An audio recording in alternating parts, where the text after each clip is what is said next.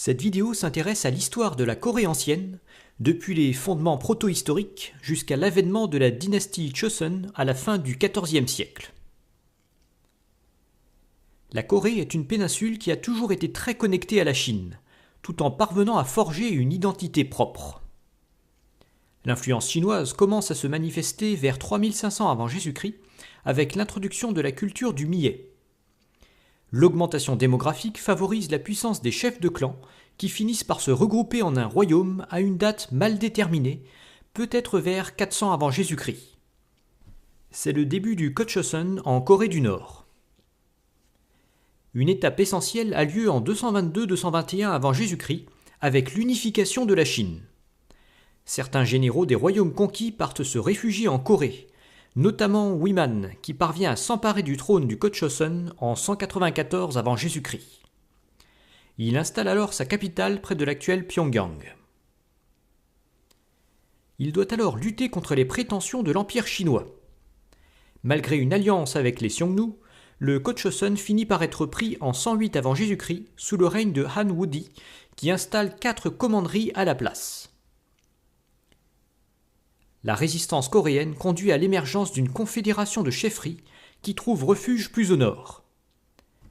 Ces chefferies sont pour la première fois unifiées par Shumong en 37 avant Jésus-Christ, qui fonde ainsi le royaume de Koguryo. Celui-ci s'étend fortement aux dépens des tribus voisines à la fin du 1er siècle, sous le long règne de Taejo. Au siècle suivant, le royaume connaît une centralisation croissante qui renforce l'autorité royale, tandis que la Chine des Han s'affaiblit en parallèle. Les guerres incessantes qui accompagnent l'effondrement de l'Empire chinois portent d'abord préjudice au Koguryo, qui est envahi par le Wei en 244. Mais les Wei s'effondrent eux-mêmes en 265, ce qui permet au Koguryo de s'accroître fortement vers l'ouest. En 313, il s'empare de la commanderie chinoise de Lelang, ce qui accélère considérablement la diffusion des pratiques chinoises dans le royaume. Le confucianisme se diffuse dans le Koguryo à partir de cette date, et le bouddhisme vers la fin du IVe siècle. Ça encourage l'utilisation de l'écriture chinoise, qui est adaptée pour retranscrire la langue coréenne au Ve siècle. C'est à la même époque que les royaumes de Baekje et de Shilla s'agrandissent plus au sud aux dépens des autres États, et la Corée se structure ainsi en 3 royaumes. Les 5e et 6e siècles voient l'épanouissement d'un art de plus en plus influencé par le bouddhisme. L'époque est aussi marquée par des luttes incessantes entre les 3 royaumes, auxquels s'ajoute la menace persistante des royaumes chinois. C'est finalement le royaume de Shilla qui finit par tirer son épingle du jeu. En 554, il remporte une grande victoire contre le Baekje qui s'en trouve durablement affaibli. Puis en 581, la réunification de la Chine crée une nouvelle pression contre le Koguryo. Celui-ci parvient à résister aux attaques massives lancées par les Sui de 598 à 614, puis par les Tang de 645 à 648, mais il en sort très affaibli. L'alliance entre le royaume de Shilla et la Chine des Tang achève de faire basculer les équilibres. Le Baekje est conquis en 660, puis le Koguryo en 668, et les deux alliés se partagent la péninsule.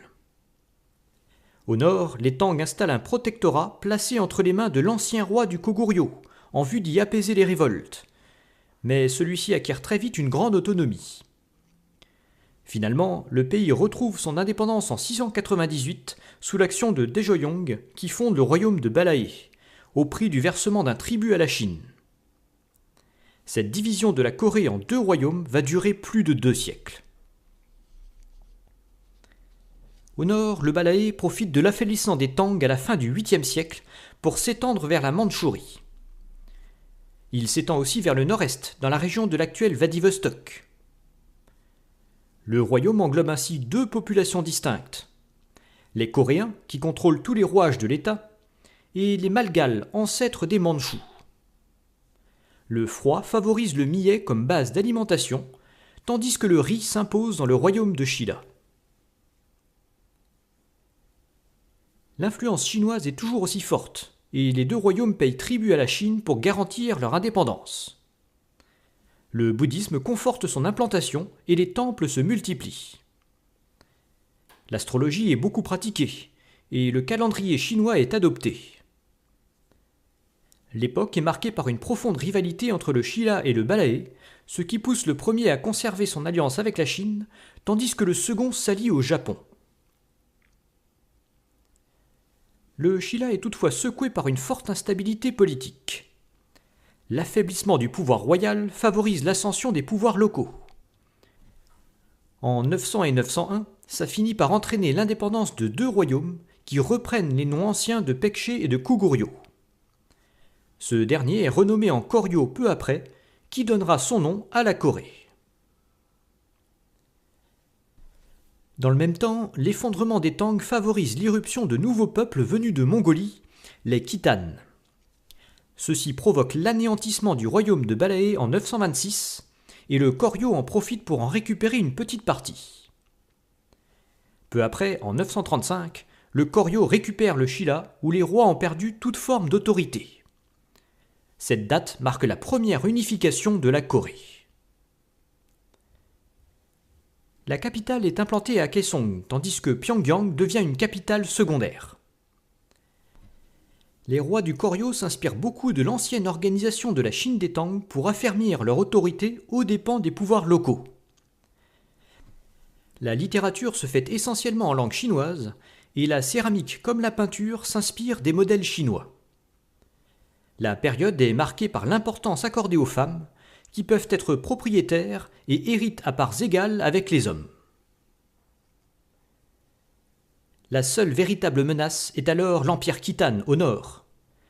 Les Khitans parviennent à détruire la capitale Kaesong en 1010, et le Koryo doit alors leur payer tribut pour conserver son indépendance. À partir de 1126, les Khitans sont renversés par une dynastie de Mandchourie qui fonde le Grand Jin à la place, mais le Koryo conserve son statut de tributaire.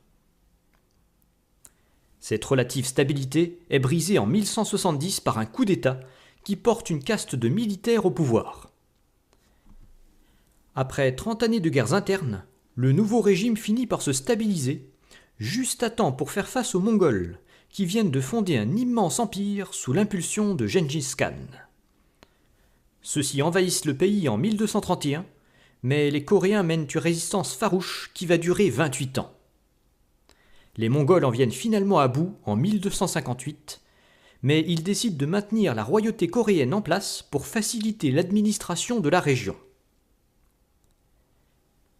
Les exigences mongoles entraînent des impôts très lourds et de fréquentes sollicitations à la guerre, notamment dans les tentatives d'invasion du Japon. Mais l'empire mongol favorise aussi l'introduction d'innovations depuis la Chine.